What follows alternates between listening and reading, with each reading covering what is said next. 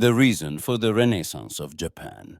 A Japanese man named Takeo Osahira, who always wondered about the secret of the West's advance over the East, until he found a simple answer: the engine and mechanics. He said, "If you know how to make it, you will have your hands on the secret of this entire industry." So, he left Japan to Germany on a mission to study mechanics and engines and obtain a doctorate degree. He wants to transmit German science to his country and advance his nation. But he was surprised that the West does not teach foreigners except theories on paper. So he says, "I went to Germany and they taught me books and theories, but I wanted to have the ability to manufacture engines and know how to deal with them. So I stayed in confusion, looking at the engines as if I was a child in front of a beautiful but very complicated game, until I heard about an exhibition of Italian engines. So I took all the money I had, went to that exhibition, bought a used engine, took it to my house, and then proceeded to dismantle it. And I said if I took it apart piece by piece, then I could put it back together. This means that I will have the necessary knowledge to deal with these engines."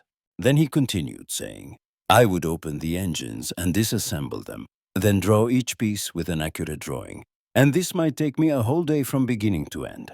I would eat one meal a day and would not sleep except as long as I could continue working. Then I returned, installing it. When I returned it and started running it successfully, I was so happy that my heart almost stopped with joy. Then I told the head of my mission that I had started on the road, and he gave me a broken engine, which I repaired successfully.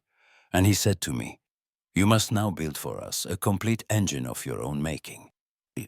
Then the mission chief said, 'You must now make the parts yourself, and then install an engine on them.' In order to be able to do that, I joined the iron smelting, copper and aluminum smelting factories, instead of preparing a doctoral thesis, as my German teachers wanted me to do. I turned into a worker wearing a blue suit, and I stood submissively next to the Western metal smelting worker. I obeyed his orders as if he were a great master, and I even served him at mealtime, even though I was from a samurai family. And the samurai family is one of the most noble and ancient families in Japan. But I was serving Japan, and for the sake of Japan, everything was made easy.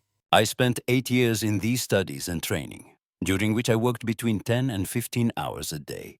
And after the end of the workday, I would take a guard shift. And during the night, I would review the rules of each industry in person." He continues his story by saying, "Then Mikado, the Emperor of Japan, heard about me and wanted to see me. So I said to myself, I will not be worthy of meeting him until I establish a complete engine factory. And that took me 9 years. After 9 full years, I took 10 engines and took them to the Emperor and told him, 'These are 100% Japanese engines.' We turned them on and they started. The Mikado smiled and said, 'This is the sweetest piece of music I have ever heard in my life, the sound of pure Japanese engines.' And so we honored the model, which is the secret of the West's power, and we transferred it to Japan. We transferred the power of Europe to Japan, and we transferred Japan to the West. Success requires determination.